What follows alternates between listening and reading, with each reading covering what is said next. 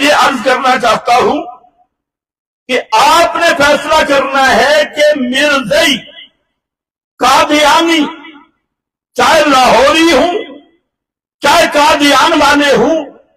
یہ مرزئی کافر کیوں ہیں؟ داڑھی نہیں رکھی ہوئی کیوں کافر ہیں؟ 5 نمازیں نہیں پڑھتے؟ مرزئی 5 نمازیں پڑھتے ہیں، مرزئی کعبۃ اللہ کو قبلہ سمجھتا ہے، مرزئی اس قرآن کو کتاب اللہ ماننے کا دعویٰ کرتا ہے، مرزئی کی عبادت گاہ سے بھی 5 اذانوں کی صدا بلند ہوتی ہے،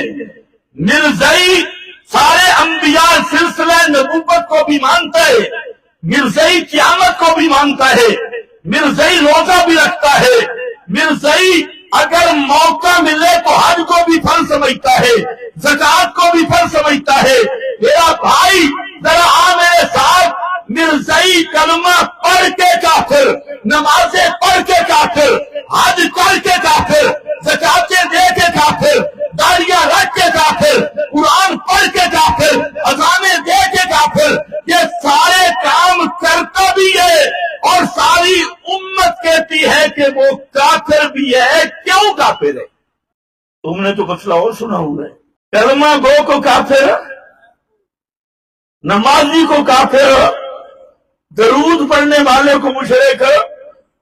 نہ کہو، اذان دینے والے کو مشرک، پھر جاہل ملا یہاں یہ بھی پڑھتا ہے اس نے ہماری طرح نماز پڑھی، ہمارے قبلہ کی طرف رخ کیا، ہماری ذبیحہ کھائی، وہ مسلمان ہے۔ حدیث تو ہے وہ مسلمان ہے، لیکن سوال ہے کہ مرزئی 5 نمازیں پڑھ رہا ہے، ہماری ذبیحہ کھا رہا ہے، قبلہ کی طرح منہ بھی کر رہا ہے، اور بڑا زور بھی ہے کہ میں مسلمان ہوں، اور یہ تمہیں مولوی غلط پٹی پڑھاتے ہیں اپنی تقریریں بنانے کے لیے کہ مرزئی محمد مصطفیٰ کو نبی نہیں مانتے۔ مرزئیوں کا یہ عقیدہ ہے کہ محمد الرسول اللہ صلی اللہ علیہ وسلم اللہ کے نبی ہیں، اور جو مرزا گاما ہے قادیانی، وہ کہتے ہیں ان کو محمد مصطفیٰ کی اتباع میں نبوت ملی ہے۔ اس میں نبوت ملی اتباع میں، تو گویا لا الہ الا اللہ زبان سے پڑھا، محمد الرسول اللہ پڑھا۔ یہی وجہ ہے کہ بڑے بڑے سکالر زمانے کے جو مرزائیت کے وکیل ہیں، جیسے لاہور کا وہ چبل غامدی، اسی طرح جیلم کا چوہا جو ابھی جیل میں ہے، وہ اس طرح کے شتوگرے، ان کو بھی شک پڑ گیا کہ مرزا بھی کلمہ گو تھا، اس لیے اسے بھی کافر نہ کہو۔ ختم نبوت کا معنی یہ ہے جن کو نبوت ملنے کے بعد کوئی نیا نبی بن نہیں سکتا۔ توجہ کر میرا بھائی، قادیانی اس لیے کافر ہے کہ اس نے اس آیت سے ثابت شدہ قطعی مسئلہ، صاف مسئلہ، اس میں تعبیر کی، تحریف کی، اس کا معنی بدلا۔ پتہ چل گیا کہ جو آدمی مسلمانی کا دعویٰ کر کے داڑیاں بے شک کو، کلمہ پڑھے، نمازیں پڑھے، روزے رکھے، لیکن اللہ کی کتاب بے ایمان کسی ایک مسئلہ جو قرآن نے واضح بیان کیا اس پر اگر ایمان نہیں تو اس کے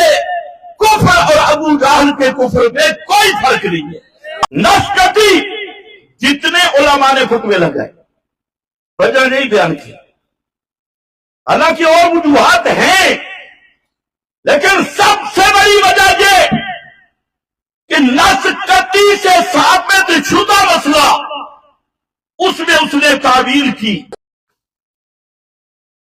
اس لیے سن لو، جیسے خاتم النبیین کے معنی میں ڈنڈی مارنے والا، تحریف کرنے والا، تعویلیں کرنے والا،